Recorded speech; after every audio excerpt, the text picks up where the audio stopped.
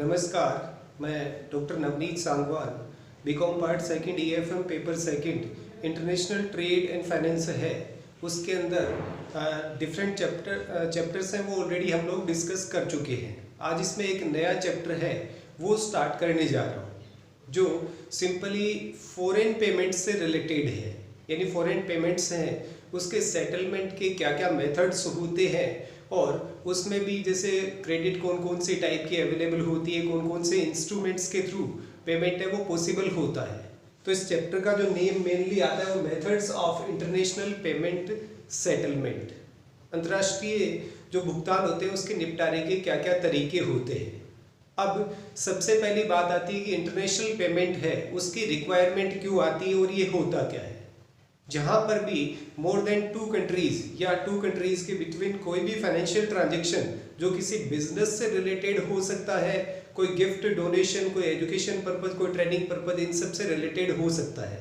यानी 2 करेंसीज है, उनका आपस में एक्सचेंज होता है और कोई भी ट्रेड सेटलमेंट होता है 2 कंट्रीज में जिनकी करेंसी है वो डिफरेंट होती है, तो वो इंटरनेशनल पेमेंट है, उसके क्राइटेरिया में आती है।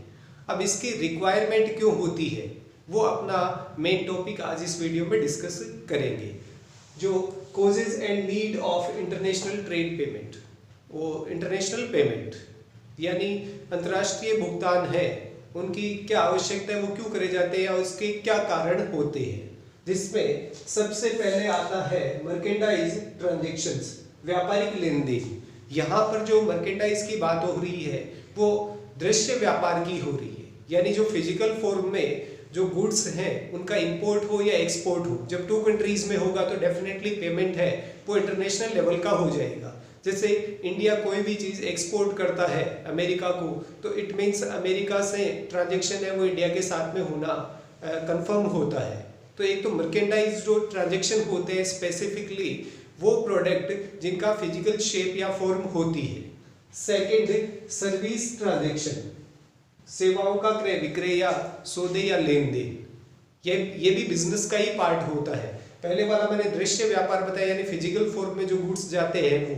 और सेकंड जो सर्विसेज के ट्रांजैक्शन होते हैं, चाहे वो फाइनेंशियल हो, चाहे हेल्थ केयर से रिलेटेड हो, चाहे दूसरे आपके ट्रांसपोर्टेशन से रिलेटेड हो, इस टाइप की जो सर्विसेज हैं जिनका एक्सपोर्ट इंपोर्ट जब होता है तो वहाँ पर इंटरनेशनल पेमेंट है उसकी रिक्वायरमेंट होती है। फिर थर्ड आता है कैपिटल ट्रांजैक्शन, पूंजीगत सौदे। ये कैपिटल गुड्स का भी हो सकता है और एक्चुअल में जो कैपिटल है उसके इन्वेस्टमेंट से रिलेटेड भी हो सकता है। जैसे इंडिया में इन्वेस्टमेंट होता है या इंडिया कहीं फॉरेन कंट्री में इन्वेस्ट करता है, ये कैपिटल गुड्स का इंपोर्ट या एक्सपोर्ट हुआ है, तो उस पर्पज से भी इंटरनेशनल पेमेंट की रिक्वायरमेंट होती है। फिर नेक्स्ट आता है एक्सटर्नल डेब्ट पेमेंट्स, विदेशी ऋणों का भुगतान। आज की डेट में कोई भी कंट्री शायद ही ऐसा होगा जो इंडिपेंडेंट या जिसका सेल्फ रिलायंस होगा, यानी हर एक कंट्री को कहीं ना कहीं दूसरी कंट्री पर या इंटरनेशनल ऑर्गेनाइजेशंस होते हैं उस पर डिपेंड रहना होता है, चाहे वो फाइनेंशियल टर्म में हो, चाहे अदर गुड्स एंड सर्विसेज हैं उनके टर्म में बात करी जाए। तो इंडिया है चाहे दूसरी कंट्री है, उनके पास में फॉरेन लोन्स का बर्डन होता है और उसका पेमेंट टाइम टू टाइम करना होता है, वो भी इंटरनेशनल पेमेंट की कैटेगरी में आता है, उसके लिए भी इंटरनेशनल पेमेंट रिक्वायर्ड होता है। फिर नेक्स्ट आता है इसमें डिविडेंड एंड इंटरेस्ट पेमेंट, लाभांश एवं ब्याज भुगतान। जैसे इंडिया के स्टॉक मार्केट में किसी फॉरेनर ने, चाहे वो किसी भी कंट्री का हो, उसने इन्वेस्टमेंट कर रखा है और उसको किसी कंपनी से डिविडेंड मिलता है या डेब्ट इंस्ट्रूमेंट में कर रखा है तो उसे इंटरेस्ट मिलेगा। अब उसका पेमेंट जब भी होगा वो इंटरनेशनल पेमेंट की कैटेगरी में आता है, यानी उसके लिए भी इंटरनेशनल पेमेंट है वो रिक्वायर्ड होता है। फिर नेक्स्ट आता है एक्सपेंसेस ऑन डिप्लोमेट्स, दूतावासों पर व्यय। ज्यादातर कंट्री ऐसी हैं जिनमें एक दूसरी कंट्री के डिप्लोमेट्स हैं वो रहते हैं, यानी दूतावास बनाए हुए हैं, वहाँ पर डिप्लोमेट्स हैं वो रिसाइड करते हैं। उन डिप्लोमेट्स पे जितने भी एक्सपेंडिचर होते हैं वो कंट्री को बियर करने पड़ते हैं। इट मीन्स वहाँ पर भी आपको फॉरेन करेंसी में पेमेंट करना होता है, तो वो भी इंटरनेशनल पेमेंट की कैटेगरी में आता है। फिर नेक्स्ट आता है एक्सपेंसेस ऑन डेलीगेशंस, शिष्टमंडलों पर व्यय। और खासतौर से चाहे वो किसी भी कंट्री का प्रेसिडेंट या प्राइम मिनिस्टर जाता है उसके साथ में डेलीगेशन जाता है, फिर एक्सटर्नल अफेयर मिनिस्टर होता है उसके साथ में भी डेलीगेशन जाता है, फिर उसके बाद में आपका चाहे वो फॉरेन मिनिस्टर हो, चाहे आपके होम मिनिस्टर होते हैं वो भी जाते हैं, फिर ट्रेड मिनिस्ट्री या कॉमर्स मिनिस्ट्री जिनके पास में होती है वो भी कई बार जाते हैं, और जनरली वहाँ पर ट्रेड एग्रीमेंट्स होते हैं या दूसरे टाइप के एग्रीमेंट्स हैं वो होते हैं। तो एक बड़ा दल या फिर एक डेलीगेशन या शिष्टमंडल जाता है, उस पर भी कई सारे एक्सपेंडिचर होते हैं, वो एक्सपेंसेस हैं, उस पर्पज से भी इंटरनेशनल पेमेंट की रिक्वायरमेंट होती है। फिर नेक्स्ट आता है इसमें expenses on games and sports teams, खिलाड़ी दलों व खेलों पर होने वाले व्यय। इंडिया है वो कई स्पोर्ट्स एक्टिविटीज में पार्टिसिपेट करता है, चाहे वो ओलंपिक की बात हो, चाहे क्रिकेट की बात हो, चाहे दूसरे स्पोर्ट्स की बात हो। अब जब कभी भी फॉरेन कंट्री में कोई टीम जाती है, कोई सीरीज होती है, तो उस पर वो एक टूर होता है, उस टूर पे जितने भी एक्सपेंडिचर है उसका पेमेंट है वो डोमेस्टिक कंट्री को करना पड़ता है। इट मीन्स यहाँ पर भी आपको फॉरेन पेमेंट की रिक्वायरमेंट होगी। फिर उसके बाद में नेक्स्ट आता है टूरिस्ट एक्सपेंसेस, पर्यटकों का व्यय, और ये दोनों साइड होता है। जैसे इंडिया में फॉरेन टूरिस्ट आते हैं, वो यहाँ पर अपनी फॉरेन करेंसी में यहाँ पर पेमेंट करते हैं, तो एक ये भी इंटरनेशनल पेमेंट का पार्ट हो गया।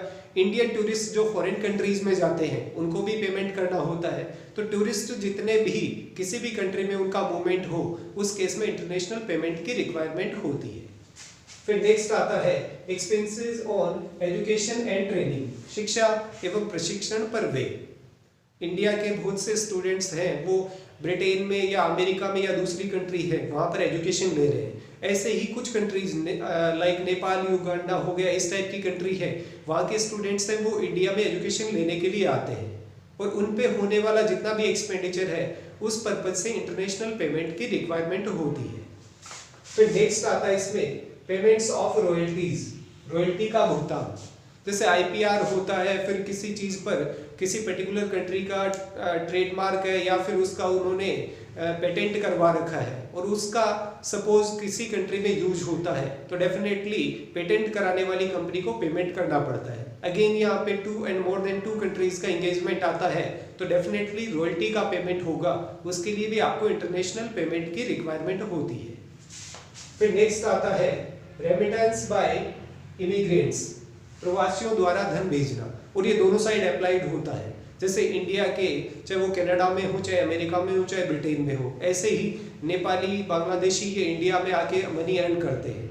जब भी ये रेमिटेंस का काम करते हैं वहाँ पर अगेन इंटरनेशनल पेमेंट की रिक्वायरमेंट होगी। नेक्स्ट आता है कंपनसेशन, क्षतिपूर्ति।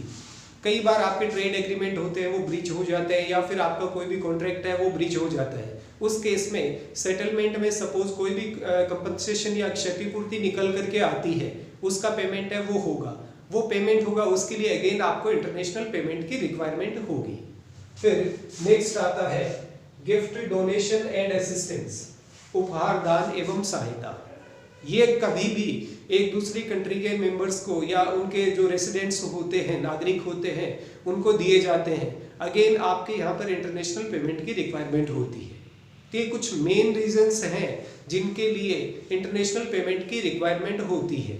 फिर फर्दर इस चैप्टर में आगे आने वाले वीडियोस में हम लोग देखेंगे कि वो एक्चुअल में मेथड्स कौन कौन से होते हैं जिनके थ्रू इंटरनेशनल पेमेंट है उसका सेटलमेंट करा जाता है। तो आज के इस वीडियो में इतना ही। Thank you. जय हिंद, जय भारत।